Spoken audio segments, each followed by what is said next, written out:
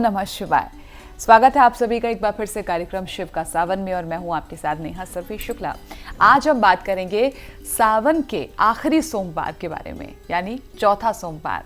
और इस दिन बहुत से लोग व्रत रखते हैं, तो आप लोगों को पता तो होना चाहिए कि इस दिन का मुहूर्त क्या है, विधि क्या होनी चाहिए विशेष तौर पर, और ये जो चौथा सोमवार है ये किस प्रकार से और ख़ास बन जाता है। आइए पूरी जानकारी लेंगे। हमारे साथ मौजूद हैं डॉक्टर संतोष झा जी।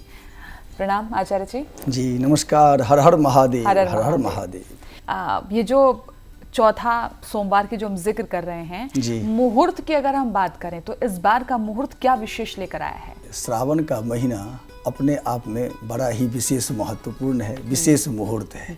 लोग प्रतीक्षा करते हैं साल भर कि श्रावण का महीना कब आएगा और हम अपने इष्ट को कब प्रसन्न करेंगे। ठीक ऐसे भी व्यक्ति हैं इस संसार में, इस ब्रह्मांड में, जिनके ऊपर बाबा की असीम कृपा है। क्यों? क्योंकि अगर कोई कुछ कर पाता है तो बाबा की कृपा से ही कर पाता है। ठीक, तो लिखा हुआ है एक मंत्र शिव संकल्प सूत्र में कि जज्जाग्रतो दूर मुदैति दैवंत दुसुप्तस्य तथैवैति दूरंगमन ज्योतिखान ज्योतिरेकं तन्मे मनः शिव संकल्पमस्तु। तन्मे मनः अर्थात मनः, मन में बाबा के प्रति धारणा। तो जिनके प्रति ये धारणा, तो वो तो पूरे महीने भर लगे रहते हैं, लेकिन जो कम से कम पूरे महीने नहीं कर पाते वो 4 दिन सोमवार, वो दिन तिथि भगवान शिव के लिए विशेष है। और ये अंतिम सोमवार है तो इसलिए और विशिष्ट हो गया। ठीक, तो इस बार जो चौथा जो तिथि है सोमवार का, वो 28 अगस्त 2023 ये आपका डेट है। उत्तराषाढ़ नक्षत्र है। उस दिन देखिए आयुष्मान नाम का योग भी बन रहा है। जो आयु यश और मान की वृद्धि करवाए वो आयुष्मान योग होता है, लेकिन वो है प्रातः काल 9:54 तक।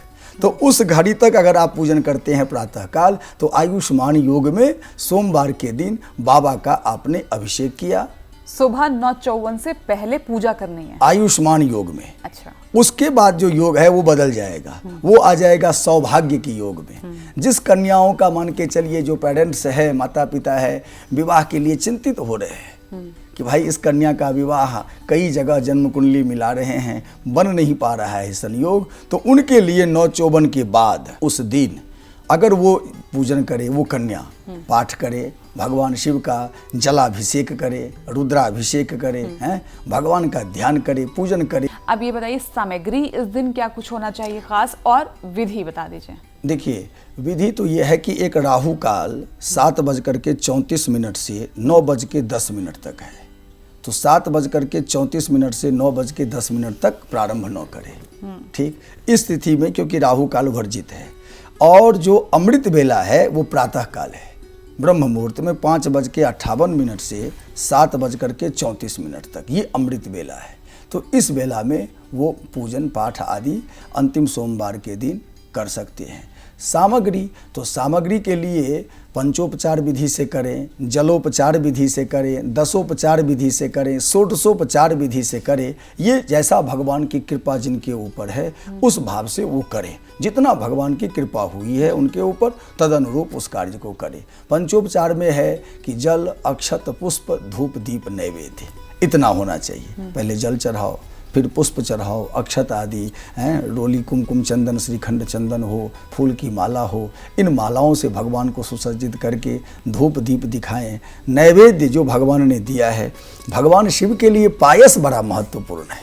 ठीक, हाँ, खीर। हाँ, अगर वो बनाए और भगवान को अर्पण करे तो निश्चित कहते हैं सो तुम जानहु अंतरयामी पूर्वहु नाथ मनोरथ स्वामी।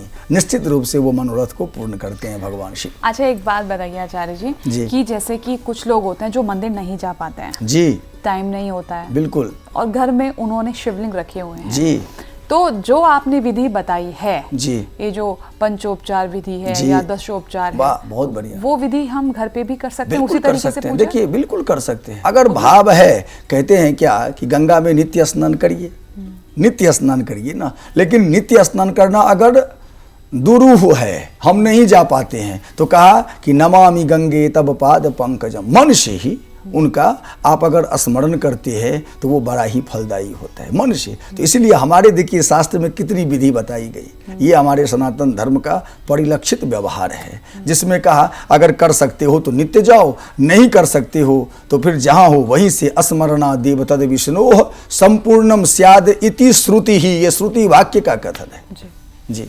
चलिए, और इस दिन कुछ खास विशेष कुछ ऐसा उपाय ताकि घर में सुख शांति समृद्धि रहे?